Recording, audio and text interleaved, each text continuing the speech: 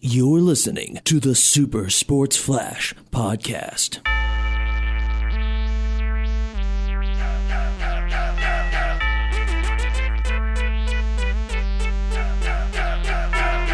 Good afternoon, everyone, and welcome into the Super Sports Flash podcast. We're so happy that you could join us here. I'm Matt Nash. I'm Tyler Shibish. And I'm Joe Will. We have a great show for you today, as always. Well, boys, should we start off with Alabama football? I would love to. I think it's only fair. I'm so happy that we can finally say that. Since we have our first home game this weekend. Yeah. It's back. Ladies and gentlemen, college football is back in Tuscaloosa once again, and I couldn't be happier.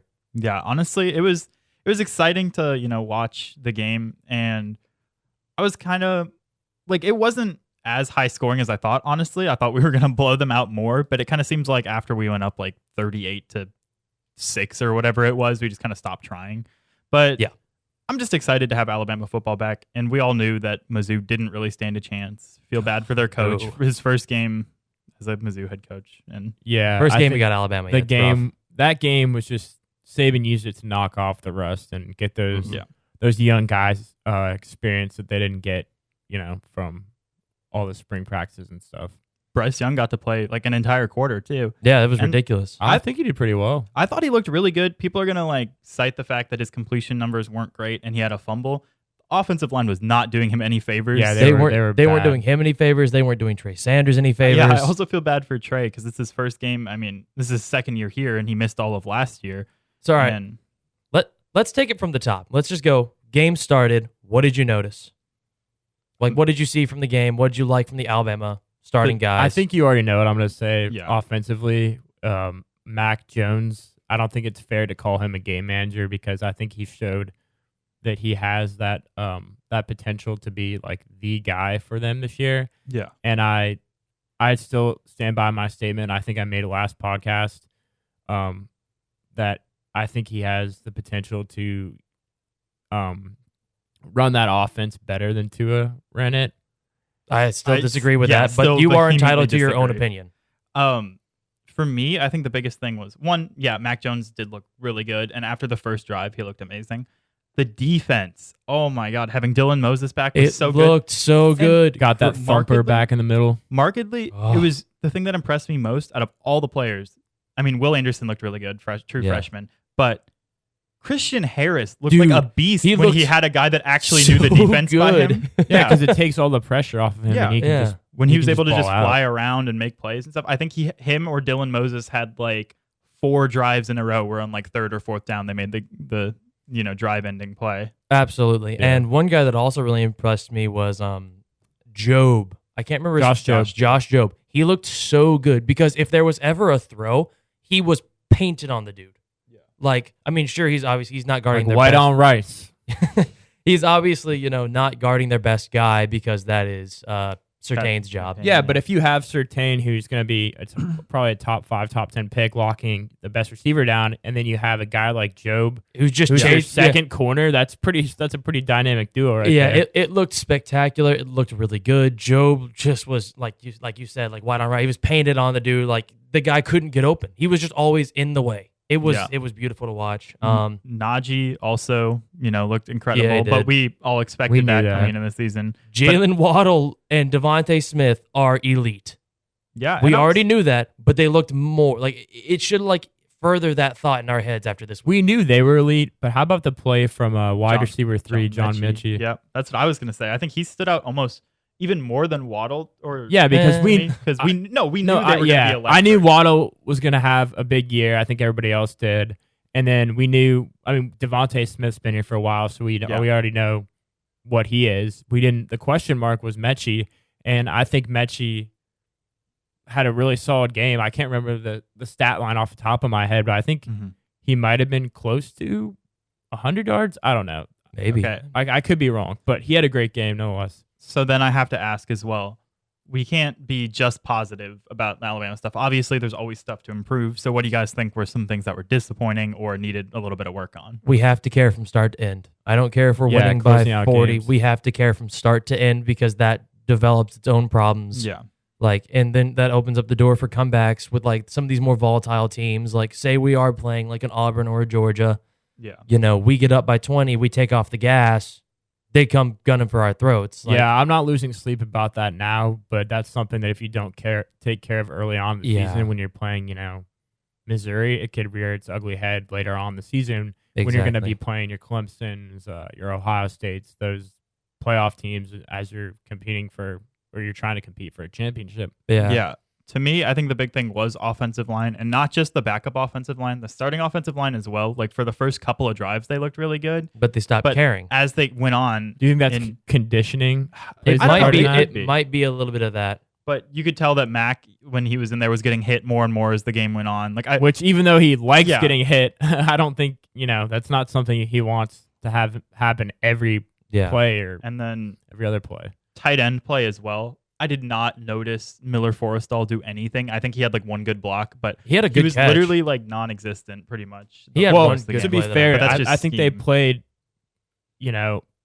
maybe 5 tight ends. Like they were rotating guys. Yeah. Forrestall, Jaleel Billingsley, I think, is a tight end. Carl Tucker played like 3 snaps. So they had a lot of guys getting snaps. So, they're still trying to figure that who their tight end's going to be. Or I guess they could just continue doing that like throughout the season, getting rotating guys in there. And Mizzou had arguably the best linebacker in the SEC. So and I forget his name. Nick Bolton. So obviously he's probably covering tight ends. Yeah, so.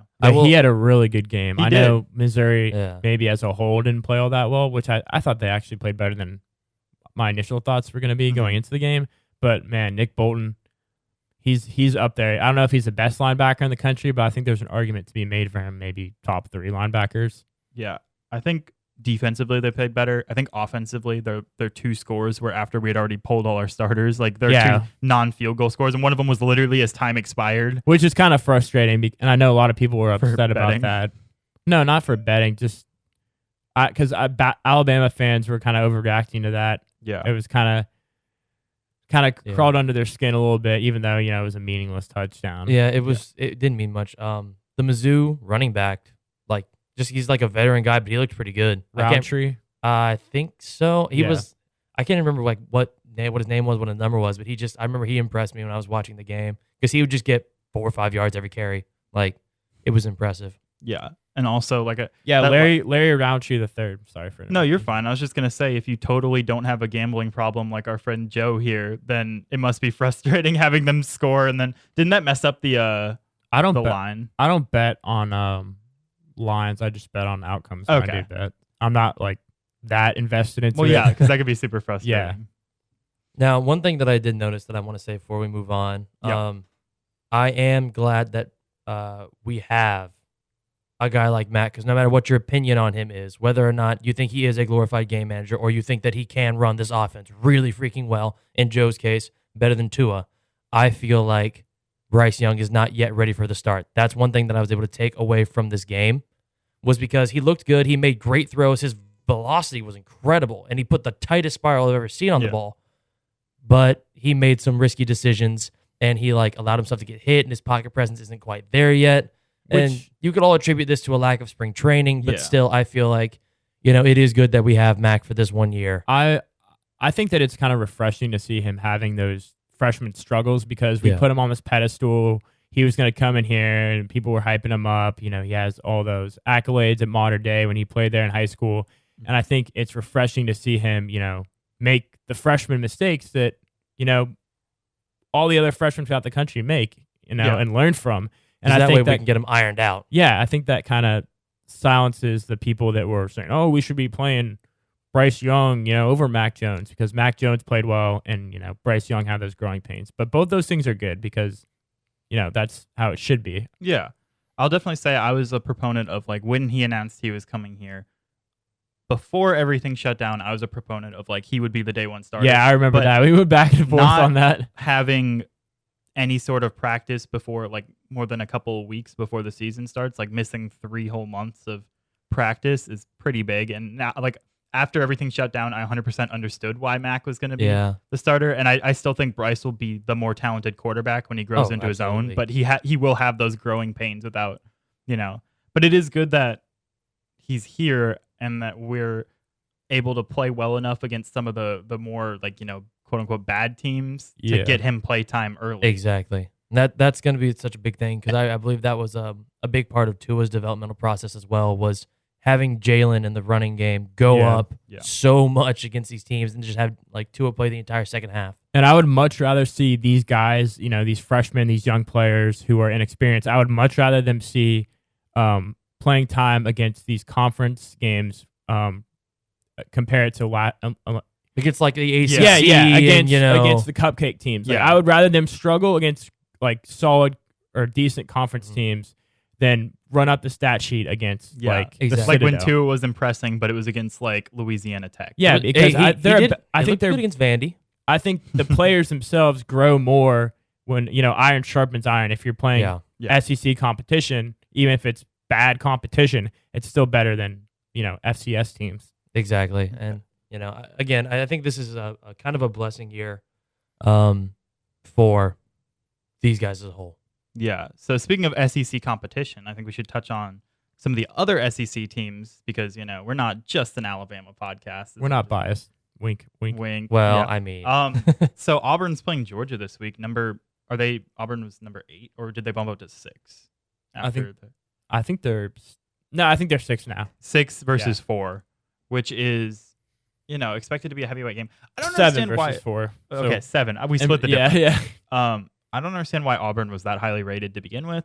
They didn't impress me super hard. Yeah, Bo Nix statistically played well, but he's still struggling with accuracy issues that he had plenty of problems with last year. I love watching that, and so do I. Yeah, and then a lot of his like chunk stat plays came from just throwing 50-50 balls to wide receiver Seth Williams. Seth Williams is ridiculous. Yeah, Seth Williams is really good, but I don't know.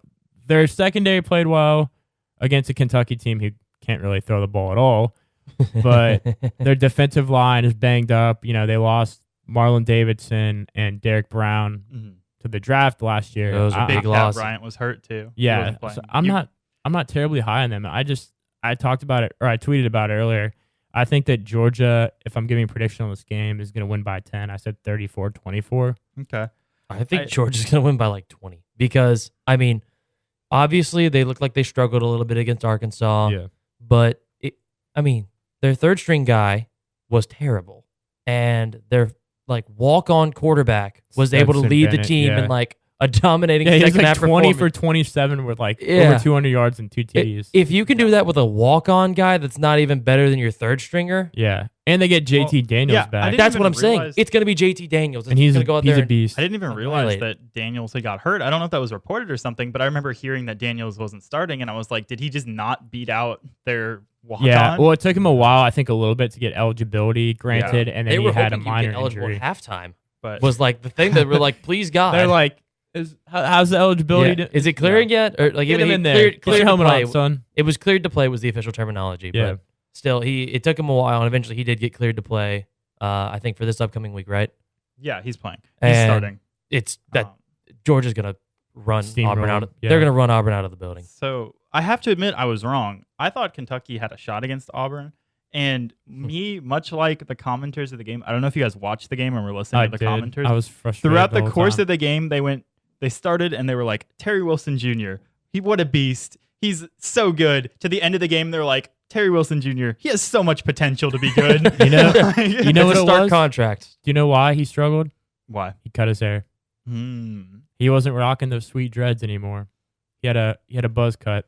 Yeah. Well, I just remember I was disappointed in Kentucky because last year they did good with a wide receiver running quarterback. And, they were pretty good. Yeah. Lynn Bowden, 3rd-round pick, Lynn Bowden. He's on the Dolphins now. I don't know if you saw that. Yeah, I know he was drafted by the Raiders. Yeah, and then he got traded. I don't know. Like I said, though, Kentucky didn't impress, but Auburn didn't really impress either. It just seemed like they were I wasn't all that better. impressed with any SEC teams this weekend. I thought honestly, they all had their issues knocking off. Mississippi State impressed me the most. But, But which I called that upset on our last podcast. Yeah, you did. That's good credit there. One of my very small wins, But I don't think often. People are ranking Mississippi State in their top 10 already. Yeah, which is just ridiculous. I don't understand that either. They beat an Auburn team that I don't think was top 10. They just were top 10. Or LSU. Excuse me. Yeah, LSU. Without Derek Stingley. Yeah, that were missing their best player. they were only top 10 because they won the national championship last year, because it would be an insult to not rank them, Yeah, I don't. 10. But they proved that they weren't a top 10 team, and Mississippi State beat them. An air raid team beat them when they were missing all of their best. Yeah, they were missing all of their best defensive backs. So I don't understand how people can realistically say that Mississippi State is like a top 10 team already. I don't think they're top 10, but I am excited. I don't care. Yeah, I don't know how good they actually are. To watch. I'm so excited to watch this guy throw for 600 yards every game. I think that win was more about, LSU being worse than we thought. Well, Yeah. I say we because all three of us know, we don't expect a lot from LSU, but the media expects a lot from them as returning champions. So I thought the loss was more, showing that they're not as good as we thought they were. Yeah. I love it. I will say the elite LSU defensive line held Mississippi State to like 23 Yeah, rushing I saw yards or that. something It was like because they that. threw the ball 60 They times. had like 600 something passing yards. Yeah, and One 6 thing, touchdowns. watching the game that was interesting to me is the way the play calling for Mike Leach. It wasn't like they were getting, he was watching the game. The way the receivers were running the routes, the way the routes were spread out, allowed them to have like a lot of yards after catch, a lot of those chunk yards. Like the defense was giving them a cushion for like the whole game. I don't know why, and that's why it was so easy, because Costello would just dump it off, to the flat for 5 yards, but the receiver would run it for 30 yards. It was like watching the Saints against the Packers. I Yeah. mean, the Saints ultimately lost, but Alvin Kamara would get like these little like 1 yard passes that he'd take for like 30 yards. one every of time. which he took 60 yards to the house. Yeah. Fantasy football saved my tail. But yeah, I wish I agree. could And I say the think same. that, maybe LSU was just socially distancing. A lot of their players had COVID, so they just want to be safe. Their quarterbacks weren't look playing at up. you with the I jokes. don't think Ed Orgeron would ever allow that as long as he's still breathing. Yeah, I mean, about Ed that. Orgeron was proud about all his players getting sick. So, I mean, who Well, knows? no, he was proud that only 70% got sick. Oh, yeah. It was Only only 70. 70%. So, some other teams that played this last week. Florida, what do you think about them? They're the other SEC school. I Yeah. think Supposed to be good. I think the hype for them is, the same with Mississippi State. I think they're getting overhyped because, they have the Kyle connection. Kyle connection. They're gonna Kyle go punch Trask, some walls yeah. afterwards. Kyle Yeah. Trask and Kyle Trick Pitts. monster. Kyle Pitts had 4 touchdowns, I think. Yeah, And- which is insane. Those two played well. Their offense played well, but defensively, they gave up way too many yards, way mean, too many points. But it is also a Lane Kiffin offense. but I also Ole Miss. yeah, and they don't have anybody. Like their quarterback's good. They always have receivers. They don't have any this year, really. Do they not? Not that I can name off the top of my head. I mean, it's early on this season. We see, stars emerge every year from absolutely nowhere. But I don't know. The quarterback play, Rouse Plumlee and I think Matt Corral is the quarterback for them. Yeah, Those guys Matt looked Corral. good, but there's no reason for them to give up that many yards to Ole Miss. I mean, Yeah. on the one hand, that's fair, but on the other hand, I have a healthy respect for Lane Kiffin making use of whatever he can. Where it's kind of like he's kind of the handyman, where he's like, Yeah. screw it, we'll use duct tape and fix it, and we'll go throw for 400. Yeah, if you're talking about Lane Kiffin, if you think within the coming years he's going to be a really good coach and Ole Miss is going to become a good team, to me it's kind of similar to like Nate Oates last year, where it's like he didn't have his guys, he's working with what he Yeah. got. He's Yeah. a good coach, but you can only do so much with what you have, and so ultimately it might be a little disappointing for them for the next 2 or 3 years or so until he like finally gets to rein it in. The only problem with that though is a lot of times in football, like 2 or 3 years, they don't like to give you 2 or 3 Yeah, years. it's not like the NFL. So I think Joe Moorhead was before Leach came in there. Moorhead was there for like 2 years before they gave him the boot. So yeah, at Mississippi State. I will say that it's exciting. I feel like with Leach and Kiffin in the SEC and in the same state, not only is it entertaining, but it makes the quality of football better as a whole. Yes. in the SEC. Oh, here we go. All of the yards essentially were to Elijah Moore, who had 227 receiving yards on 10 receptions. That's nice.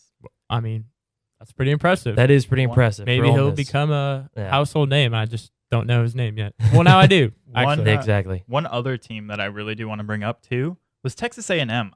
I was extremely disappointed by Texas A&M. I was all week. I was like, I got So I did actually get the tickets I did actually get a ticket to the A&M game this week. Oh, you're going? I'm going. Yeah, I will be there at Alabama's home opener. I forgot to opt in, so yeah. So I got to be there. I opted in. I got a ticket. I was super excited. I was like, A&M had a top 10 recruiting class. They have Kellen Mond. They have all this. Yep. Stop. They were the up amount of 7-5. I've hyped up Kellen Mond, and I'm people starting to just learn. laughed in my face. I've completely given up on it. I now. like Kellen Mond. I think he's a good guy. I like him too, but he just hasn't lived up to the hype. Yeah. I mean, he had a really good freshman year, and then he just plateaued and went downhill since then. They ended up beating Vanderbilt 17-12. Kellen Mond had 189 yards and a touchdown. Yeah, but how much of that goes back to what we were talking about earlier, where a lot of the SEC elites, quote unquote elites, didn't really play well this weekend, and a lot of all these teams are knocking off the rust. Yeah, it could be a little bit of that. I mean, the running game. I'd say their running game looked good, but it didn't really look good. Right? Isaiah Spiller had 8 Isaiah carries, so it's like 8 carries for 117 yards. That's one 90-yard carry and a bunch of 2-yard carries. Yeah, pretty much. I'm worried about. Obviously, we play A&M this weekend. I'm worried about the only thing I'm worried about with our defense is can we contain the running game? Because I think the last 2 times we played A&M, Kellen Mond has had, combined a close to 200 yards rushing. And last year we bottled up Spiller, but another year under his belt, I think the bane of Alabama defenses has always been a mobile quarterback. Yeah, exactly. And I was like, that's why I was like shook when we actually beat Oklahoma a couple years ago when we were able to contain Kyler Murray. We contain him in the regards for the most that part. Yeah. It's like containing Kobe Bryant, right? You can only Like, slow him down. Yeah, I was gonna say Kyler Murray, Kobe Bryant. I'm not comparing the two at all. Other than that, like Rest in peace, Kobe. any elite like scorer, basically, right? Yeah. You let them do their thing, and then you just hope the rest of the team can't beat you. It was like when we played Ja Morant or when we played Trae Young and beat both of them in basketball. Yes. Oklahoma and Murray State. Ja Morant they had both had like 40. Well, no, we actually held Trae Young to his second worst game of his college career. Yeah. He only had like 18 points. Really? I thought he scored some in garbage time. No. But anyway, my point being, you let the rest of the team beat you when you're playing a quarterback like that. And again, the only reason why we were able to hold Trae Young in basketball was because we had Colin Sexton just chasing him around and bullying him all game. Yeah, one of the only good games we had under Avery Johnson. Well, the season was good because of Colin, but because the offense was put given the team on his back, but with a broken leg. Yeah, we won't get into my Avery Johnson. Let's not hatred. Let's not get into that. Let's just actually before we talked a lot about football recently, right? So before we talk any more about football, I think we should talk about a little bit of miscellaneous stuff. The Tampa Bay Lightning actually won the Stanley Cup Finals. Congratulations, Tampa Cue Bay. lightning noises on the Super Sports Flash podcast. I don't know if I can actually. That's the best I got. Well, we can work. We're working on that. Yeah, we don't have the budget yet. Sponsored? Question mark. This is their second Stanley Cup win ever. They won 4-2 against the Dallas Stars. I don't like the Dallas Stars as a Blues fan, so cool. They won the last game 2-0. We just haven't really talked that much about hockey. None of us are really big hockey people, but I'm a fair weather hockey fan. I only watch when the Caps are in the playoffs. I'm aware that there is a sport called hockey. The most fun. Hockey's a lot more fun when your team's still in it and didn't lose in the first round. Never forget. Rip. But cool for the Tampa Bay Lightning. I remember. I believe it was just last year. Actually, they were like the number 1 overall seed, and then they got swept in the first round by the 8th seed. They had similar. You know how the Caps had a bunch of issues before they finally got over the hump. Yeah, it's kind of the same thing with the Lightning, and I was rooting for them, and I was really happy when they won because I have a decent amount of friends that are from Florida. They're Tampa Bay Lightning fans, and seeing them, the emotions, the raw emotions from winning.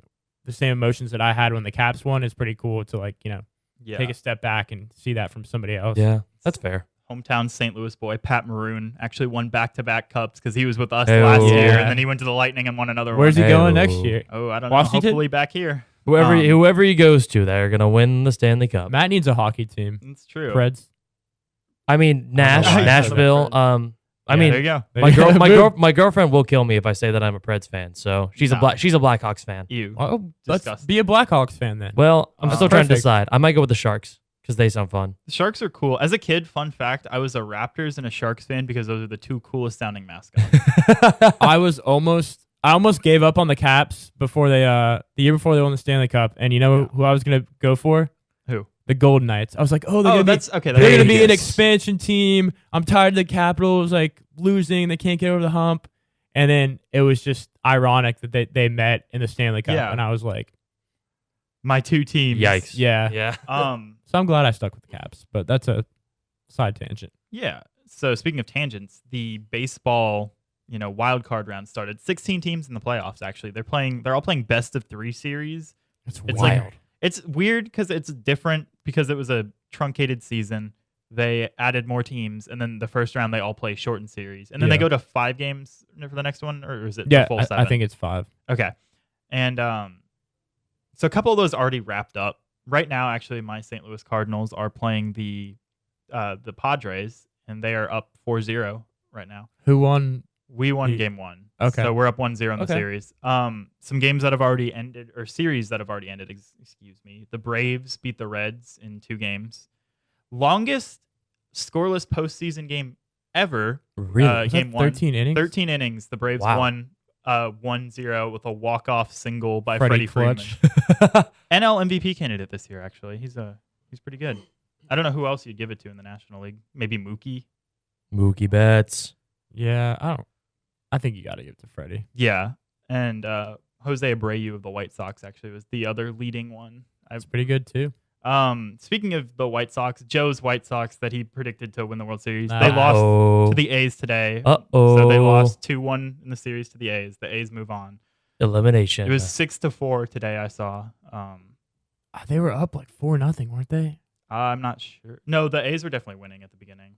Are you sure? Yes, I remember seeing earlier. I checked. Crazy. You could be completely right. I was here doing like work, and I checked my phone, and they had a pretty firm lead.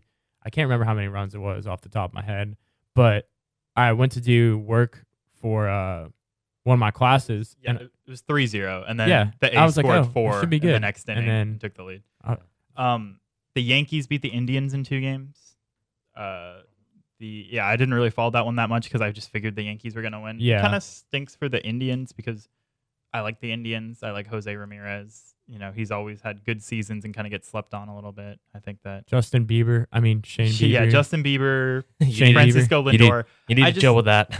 Chocolate Lindor and Justin Bieber. I always feel bad for them because they should have won the pennant in 2016, I think it was. And then they blew a 3-1 lead to the Cubs. Yikes. First Cubs win in over 100 years. Everything had to be balanced because Cleveland came back from a 3-1 deficit in the NBA Finals that year. So Cleveland had to blow a 3-1 lead in the MLB Finals. And sure enough, they did. Yep. The Rays beat the Blue Jays in 2 games. The Rays are the number 1 seed in the playoffs, actually. They're really so good. Weird to me. Yeah, I just don't see the Rays as being I'm good. not going to lie to you. I don't think I can name a single player. Is Evan Longoria still on the Rays? I think so. They have like Blake Snell. They have... exactly. They have Hunter Renfroe hit a home run. Hunter Renfroe, not the football player. Football player. Not from Clemson or Oakland. Well, I don't know. The Astros, and then the last series that wrapped up, the Astros so mad beat the Twins in 2 games. The Twins are on a 18 game playoff losing streak, which is the longest in MLB history. Which is absolutely Good hilarious. thing you're not a Twins fan. I'm just mad that the Astros won something. All I know is that I hate the Astros. Yeah, because they're cheaters. That's all I know. I have a lot of family that are Twins fans, and it was sad because I remember they asked me, they're like, Tyler, what do you think about the Twins this year? You're the sports guy in the family. And I said, I think the Twins are sports guy. Tyler, noted sports guy. Family sports guy. I think that the Twins are the second best team in the MLB. Yeah. And I thought so going into the season. I thought they would lose to the Yankees in the AL championship, and then the Yankees would go on and win it all. Then they lost in the first round to the Astros. So yeah, the 2 teams that I thought had the best chance of winning and going into the year were the Twins and the White Sox. You had a Twins-White Sox finals. Are they in the same? Aren't they? No. Oh wait. Yeah, they are. They're both. Yeah, okay. No, it's okay. They were my 2. The 2 teams I thought were the best. Okay. Yeah. And so anyway, some other games that are wrapping up, like the Cardinals are playing the Padres right now as we speak. They're up, like I said, 4-0 as of 7-10 Thursday, the 1st of October. Happy October, by the way. Happy October, everybody. Spooky season. Yeah, I know. My girlfriend actually already decorated her apartment, so that's cool. How? It just started. Wow, it must be nice, the 2 of you having girlfriends and Yeah. I guess I'm just married to my The sports married to the and the game, craft. married to Yeah. sports. Let's start a GoFundMe. Get Joe a girlfriend. we don't know how you won't can get fund into that. my I think that's- relationship. Matt, I think that's issues. illegal. I think they have laws against buying girlfriends. Probably yes. The Cut that part out. Brewers are playing the Dodgers later, the first seed in the NL Dodgers. Brew Crew. I know the Dodgers won last night, and so they're up 1-0 in the Rip. series. And I They're don't. gonna win tonight too. That's what I think as well. But crazier things have happened. The Astros beat the Twins. Like, no way Sad. the Twins will lose 18 in a row in the playoffs. That's crazy. Well, Twins gonna twin. I'm trying to think. Is there any series that we? Oh, the Marlins are playing the Cubs as well. The And they won Marlins the won first game 1, 5-0. Seeing the Marlins in the playoffs is just weird to me. Yeah, but like the last thing I remember about the Marlins was when they had D. Gordon and he hit the home run after. They had D. Gordon. Starling Castro was Who on the was- Marlins, wasn't he? I remember Fernando something. The pitcher that died in the boat crash, and D. Gordon was like his best friend. Oh, And it was yeah, I super remember that. emotional. The day after he died, like their Yeah. next game, he hit a yeah, home I know who run. you're talking about. The dude was has his- like a horrible ERA Yeah, and just it was his cracked first. one. It was his first home run of the season, and I remember he was just bawling, rounding the thing. That's still one of my Yeah. favorite. That's still my favorite baseball highlight of all time. That Fun is- fact. That's definitely up there for me as well. That's just that one was special. Even I know about that one, and it's just like, man, Jose Fernandez. Yeah. yeah. Anyway, so yeah, You know none what of those us were? Those were professional sports. You know what we should talk about now? more college sports. Professional football. Oh, okay, I like that as well. Well, Going with the flow. there is a situation developing in the NFL as we speak. Happy to be a part of it. A COVID situation. The Titans have tested positive for COVID-19. I think they're up to 11 players now as of today. Christian Fulton, their first round pick, just got added to the list. Oh no, Oh, really? that Yeah. is awful. So, So the Titans and Steelers game has been postponed. I don't know if it's been postponed to Monday anymore or if it has been postponed indefinitely it's now. indefinitely now after like 2 more players tested positive. Yes. It was supposed to be Monday, and then And what's the scoop on the Vikings? Are they still So like good to go. alive? We- like They haven't had any positives last time. yeah, we still have had 0 positives. I believe we're allowed and to start- 0 wins too. I believe we Well. started practicing Well. again today. That's also true. We had 0 wins. Hey, Trevor Sorry, I Lawrence had is to going to do look it. really good in purple and gold. and shorts. Yeah, and short. stop it. No. But as of today, we had 0 positives. I believe we started practicing again today, and if we didn't today, we are tomorrow. Mm-hmm. The thing that kind of stinks about that whole situation is that the Texans actually get an extra day to practice because they weren't stopped from practicing at all, which I think would have been the fair way to handle the situation. Because we didn't do anything wrong, right? We just played against a team that broke rules and got positive cases. But we had to sacrifice days of practicing while the other team that were playing had Did more. they break rules? Nashville has been a hot spot apparently for lots of COVID cases, and so. But did one they of the have? teams- I don't think they had any knowingly had. That's true. players. It's unfair for me to say they broke rules. Actually, I don't know if It's you saw just- the yeah. Vegas Raiders though. Darren Waller, just yesterday, hosted a charity event, and a whole bunch of pictures surfaced of all these Raiders players taking pictures with fans without wearing masks or anything. Uh-oh. Raiders And about to get so got. I think that they might get in trouble from the league from that. And it was like notable people. It was Darren Waller. It was Derek Carr. Yeah. I mean, here's the thing. Well, If- John Gruden doesn't even wear his mask If correctly. head coaches are going to get fined like $250,000 for not wearing their masks and you have like a roster of players, that franchise, like the Raiders might get fined like $1 million here. More so than fined, people are saying that they should make an example out of those players because if you don't do that, suspend those players. Well, if you that don't would do make that, that- I'm fine that with make an with example. finding them insane amounts Well- of money. I say fine. I'm still but levying. it's, annoys if me, you look at but- the NBA, that's how they dealt with people breaking Yeah. the bubble, and those people, only 2 people in the whole time But broke the there's bubble. no bubble for the NFL though, so those guys are kind of there's quote team unquote rules. free to do what they want within reason. They This- were breaking yeah. team and state rules actually by doing that. Ooh. They had more people than they were supposed to have in the building. They weren't wearing masks. They weren't staying apart, which is team and state rules as of right now in Nevada. So basically, if Nevada wanted, they could like sanction them with like legal trouble for this, right? Yeah, theoretically. They're not going to I'm because obviously not going to, yeah, professional that would be a athletes, bad whatnot. move for them, especially since the Raiders are just becoming the team in Las Vegas But- and punishing your team. Anyway, my point was more those players, if you allow them to play right. So say theoretically you allow them to play and then they test positive again. And then the team that they're playing against, I don't remember who the Raiders are playing next. It's the Bills. what if the Bills get then, sick because the Raiders broke the rules and everyone knew about it? Do you think that's fair to the Bills that hadn't done anything? Kind of like with the Titans and us, where we can't practice, we might have to postpone a game theoretically. They're not going to, but because the Titans got sick and then played us without. Yeah, that's a good point. I would just test the Raiders like crazy. Shit out of the Raiders. I agree. I don't think you should. Like an insane. Like they test them a lot already. I would test them tenfold, like even more than they do. That's how I would handle it, and I would fine them. I would not suspend players. Okay. That's fair. Yeah, I don't think necessarily you need to make an example out of them, but I do think you need to make an example out of them by suspending them. But you need to make some. You need to do it like there will be a heavy penalty. Yeah. If you do this, I think another question that comes from that, is the fantasy football wise. How is that going to work? Because they literally just say it's a bye week. They just give them another bye week. They gave them 0 points, I believe, on the ESPN app this week. Which is kind of rough if you're, it's fantasy football, so yeah, really you have matter James Conner or something in the long like run. But, James Conner, they're Juju. It's like an arbitrary bye Derrick week. Henry? That's all it is. I mean, yeah, a lot of big name guys.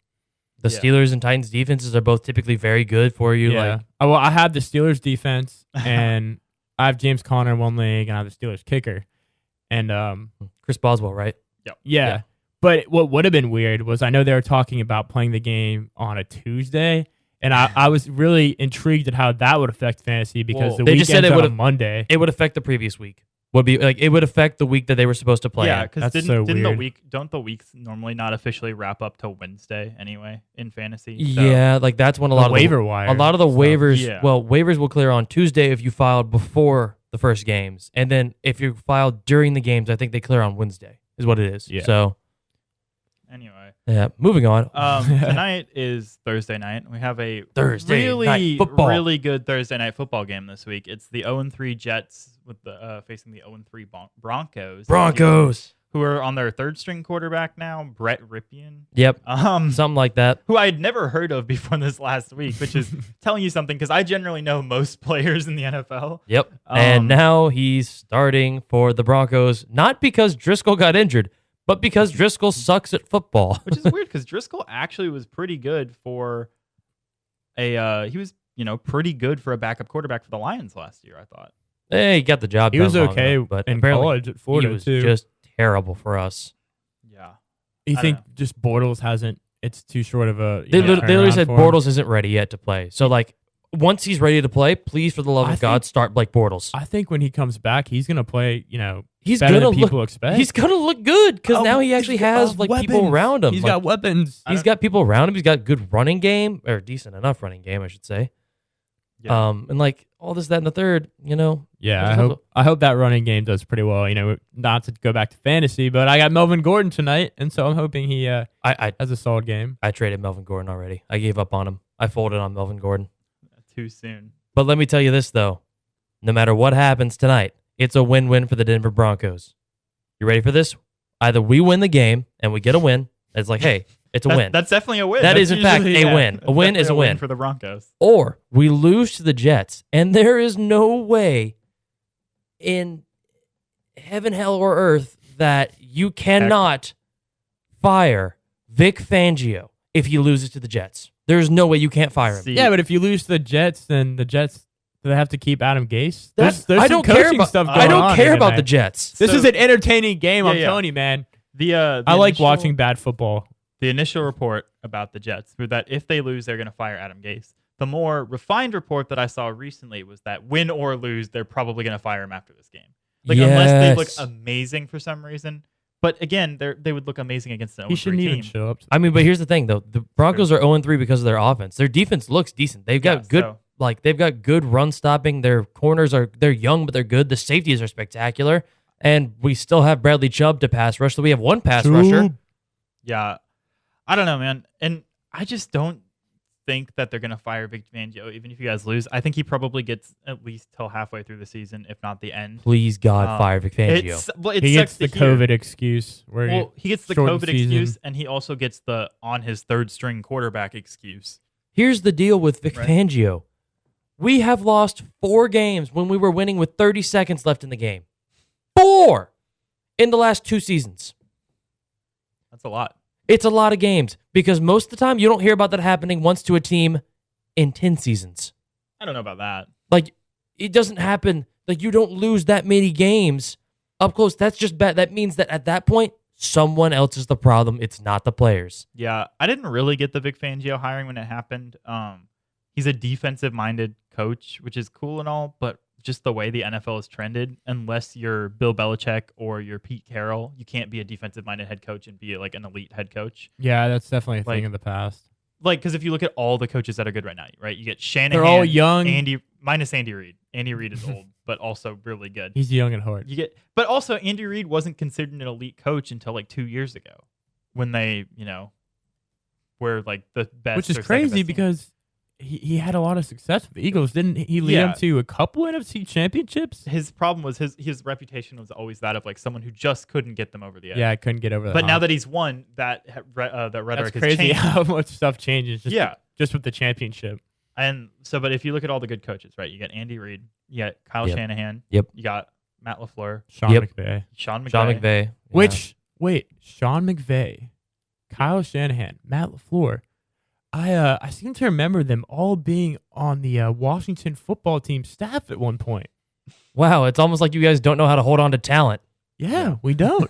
I'm sorry, I had to bring that up. It's just amazes me when I think about it. All three of those guys had a little bit of success when they were here, left town, and wow, now look they're what they're doing flourishing. now. Exactly, and like obviously, guys that weren't on Pete Carroll, he's a good head coach. I like him as a head coach. Yeah. He's one of the few defensive-minded guys in the league that's actually good. Well, I was trying to do more thought into like other defensive coaches that I would take. Mike Tomlin, I think, is good. Mike Tomlin, great coach. Love Mike Tomlin. I also think that John Harbaugh is good. Is he defensive-minded? I don't know. I feel like he's more balanced because their Ravens defense is very good. They always have saw good the Ravens defense. offense, so he's not offensively minded. Well, I mean, last year the Ravens offense was, the subject of debate. The crazy thing, the Ravens offense wasn't great this last week. They played the Chiefs, who this year the Chiefs defense looks like a top 5 defense, and I don't know about that. They looked really good. The Chiefs defense looks like way better than they should.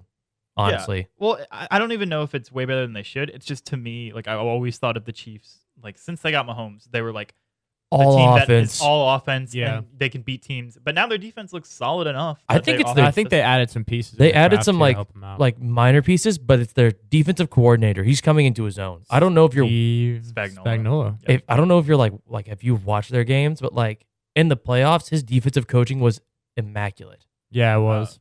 And he also, is spectacular. Eric Bieniemy is he's in line for a head coaching job after this year. Where do you see him going? Actually, I hope he doesn't have to go to the Jets or something. Yeah, I don't see it happening, but a lot of fans of the Vikings were hoping that we pick him up after this year, which doesn't make any sense. But you'd be lucky to pick him up. I just don't think. I don't either. But realistic spots for him, obviously the Jets could be one.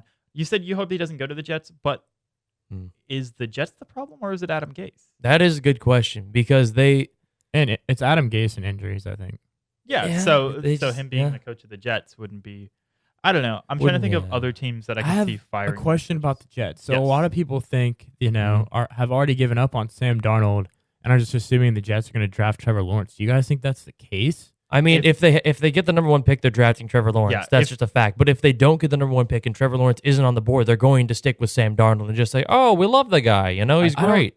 Yeah, freed from the shackles of Gase. Yeah, I do think that Sam Darnold, to me, I can't give up on him. I mean, he's been in the NFL for 4 years. I think it's 3 years now. Yeah, because he was with Baker and Josh Rosen. I guess. Well, if Bieniemy goes to the Jets and you have Sam Darnold, that would really really get to see. It's like I'm completely blanking on it. A Cliff Kingsbury situation. Well, we didn't talk about Cliff Kingsbury. Cliff Kingsbury earlier. is another really good offensive coach who's coming into his own. Oh yeah, and he looks good. It's kind of like that where he got his quarterback when he went there, even though they had just drafted one before, and it worked for him. I think that if you're the Jets, Sam Darnold, right, has potential to be your quarterback of the future if you have any pick but the number 1 pick. But if you have the number 1 pick, you take Trevor Lawrence and build around him. Yeah, I think Lawrence is or Justin Fields. I guess pick your poison. I definitely think Lawrence is like a tier above Justin Fields right now. Well, I mean, even if they have like maybe not necessarily the number one. Oh pick, yeah, but top. Justin Fields, to me, Lawrence is like in his own tier. He's like the best quarterback prospect since Andrew Luck, and you saw how good Andrew Luck was. If he didn't retire at 30, he potential to be a Hall of Fame quarterback. Yeah, so. well, I'm not really sure how the quarterback situation will go for the draft, because I was looking at mock draft today. A lot of the teams that are projected to be some of the worst in the league already have their quote unquote guy. With the Giants, Daniel Jones, Danny Dimes, and the Broncos got Drew Lock. Yeah, and the Redskins or Washington football team have Dwayne Haskins. That's not your quarterback of the future, my friend. The Giants are actually one that I don't agree with. When a lot of people are saying if the Giants get the number one pick, they would pick Trevor Lawrence. That one I'm not so sure. I think so. Danny Dimes has shown more than Sam Darnold has. He has. Daniel Jones is good.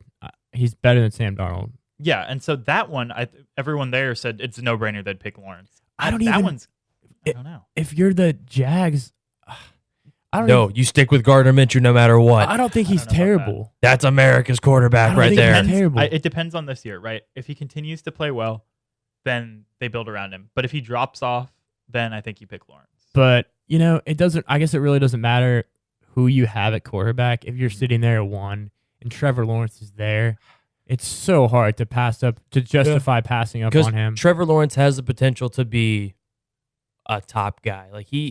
His ceiling is conversation with Tom Brady and Peyton Manning and Joe Montana. Yeah, let's say the Broncos, who already have Drew Lock, they have the number one pick, and Drew Lock doesn't end up panning out, and Trevor Lawrence ends up being amazing. I don't know. We're not going to be able such a risk. So they're not going to be able to tell if Drew Lock has panned out or not. This season. Well, I mean, it's going to over time. I think Lock looking back on it. Yeah, looking back. But everything's a gamble. I think Lock has enough potential right now that if the Broncos somehow have the number one pick, they'd probably pick like Penny Sewell or someone like that. Just bolster the O line. Oh, if you make that O line as good as it can be, our receivers are good, our defense is good, our running backs are good. You'll get Von Miller back. You've got. Melvin I Gordon. think that the Broncos just a couple get Drew Lock some years under his belt, get Melvin Gordon acclimated to the offense. Yeah, it could end up being a deadly team. I don't know if we're going to compete with the Chiefs, but I think we'll be a deadly. I think, like you said, you're just missing a couple pieces. We're missing a couple pieces in some years. Offensive line, you still have Garrett Bowles.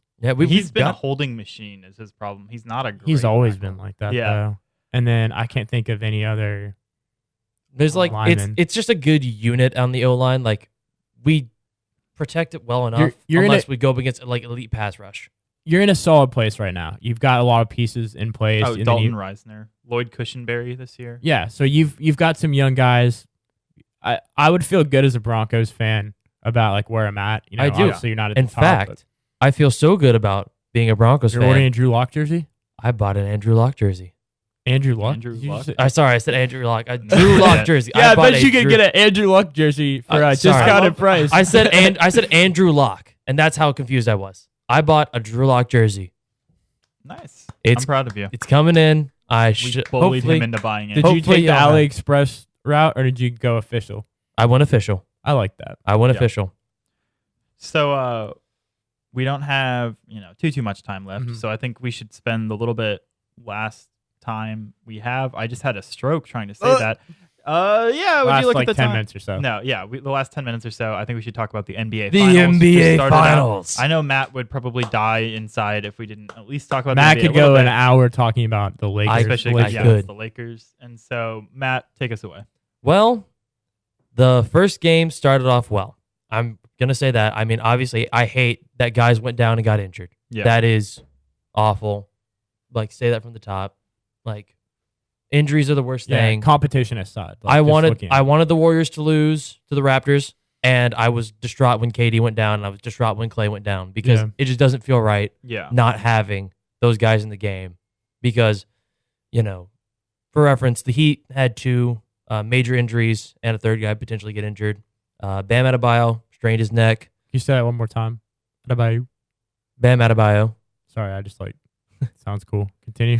He you said it right. I was just I was like, what did I say wrong? But he strained his neck during the game. Goran Dragic tore what was the plantar fascia? Yeah, he tore his plantar fascia in his left foot, which I mean, I had a friend who pulled his plantar fascia and he like couldn't move his foot.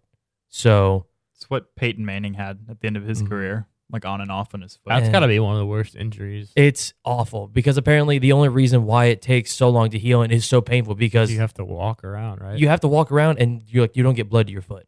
So obviously, I hate to see that those guys are injured, but I do want to go ahead and say the Lakers were winning before they got injured.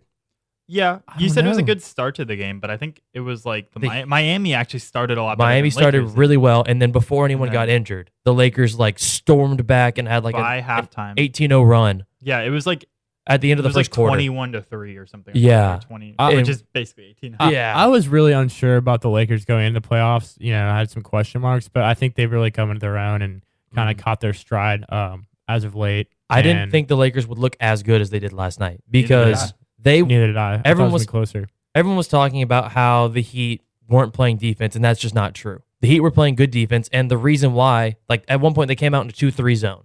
Okay, that zone has confused and befuddled every other team that they've played. But against the Lakers, when you've got guys like Rondo coming off the bench, and I'm gonna catch flack for this, Alex Caruso. Alex Caruso is a high basketball IQ guy. He's a genius on the court. He's a lunch pail, first one in, last one out, kind of high BBIQ kind of guy. Basically saying he's a white boy that can ball. But, here's the thing, though. I think he's discount Rondo. Because if you look at it, Rondo, very high basketball IQ, insanely smart. Alex Caruso is also really freaking smart. He's young, too. Caruso's like he's like 26. He's 26. Contrary to the popular belief, because he looks so like he's 40, but if you have three guys like that, like LeBron, Rondo, Caruso, they just dissected the zone. All they would do is they'd drive to the middle and kick out to a three-point shooter, and the Lakers would just shoot a wide-open three. Mm-hmm. They were like, oh, the Lakers are shooting so hot. It's because they're not covered. They're not contested. They're just hitting the open shot. And obviously, Anthony Davis made every single Heat player look like a child. Yeah. And so did Dwight Howard. Yeah, I'm kind of worried about going into this series. I thought it would be close. You know, I don't know if the Heat still will be close. I don't know, man. Like if they have to deal with all those injuries, like that team is like a unit, you know. And if part of that unit falls apart, like the whole thing's gonna crumble. Whereas with the Lakers, it's you got two superstar players. Like Miami, it's Jimmy Butler, and then all those like supporting casts have to do their part. Jimmy Butler, Bam Adebayo, Tyler Hero. And Bam and Gordon are on the same level. Yeah, but with the Lakers, Tyler, I would say and then like everyone else.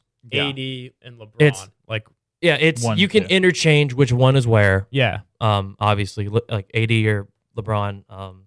I think LeBron is still just a little bit higher because he could choose how to beat you. With AD, it's I'm going to dominate you my way. LeBron's like, I'll just do it however I want. LeBron or AD has a bad game, the other one picks up for him. Picks up the slack. I'm in a fun fact. I'm in a sports journalism class right now. And we had to write a game preview. My beat ended up being men's basketball. So I wrote a game preview about this game. And exactly what I was saying is basically what happened. I said that the Heat win this if they play... This game upcoming or the game that just happened? The game that just happened. So okay. I said that the Heat would win if they played really good team basketball and limited the damage from all the role players that weren't LeBron and AD. And I said that the Lakers win if the people that weren't LeBron and AD got involved and played well. Because, LeBron and AD are going to do LeBron and AD things. And they were just hitting every shot they took. Like, all the role players, no matter who it was, everyone was just on fire. Like Kyle Kuzma, Danny Green. I mean, Kyle Kuzma looked half decent, I remember. He didn't do too terribly much. Danny Green, he can't shoot from the corners anymore. Yeah. He can't shoot from the corner. Like, the dude was like 0 for 4 from the corners, but 4 for 5 from the wings. Yeah, everywhere. It was ridiculous. But anyway, my point being, they didn't do enough to stop those people that once LeBron and AD tried to take over or decided to take over, not even tried to, they did. Once they decided to, it was already too gone. I'm breaking out my your broom. My broom. I don't know what that motion was. It's too early for this. I think injuries. If those players are injured and they're gonna miss the games, I think it's a sweep. I just wanted to say, I just turned on to check the Thursday night football game. The Jets are up 7-0. 3-0. 7-0. 7-0. Sam Darnold had a 46-yard touchdown run, and it is the Jets' first lead of the season. Spectacular start, boys. Sam Darnold, but Jets quarterback of the future. Not Trevor Lawrence, maybe. But, yeah, basically, The Lakers looked really good last night. I don't think the series is over at all because if you looked at Jimmy Butler on the bench and if they're like he said, he literally just went, all right, which means that he's going to come back like even more ready to just try and kill next game, and he's going to have his guys hyped up and whatnot. Oh my God, Tyler, you're making that face before we wrap up the show. Do you want to tell us what? I was just watching the replay of the Sam Darnold touchdown run. He broke a sack and then like shook someone out of their boots and like broke someone's ankles and then ran 46. Joe Flacco's a Jet. Yeah, he's the backup quarterback. I didn't know that. All right. Well, unless you guys have anything, I think that's it. Jets. Oh my gosh, get out of here. Well, this was what episode are we on? 6 of the Super Sports Flash podcast. I'm Joe Will. I'm Tyler Shibish. And I'm Matt Nash. Take it easy.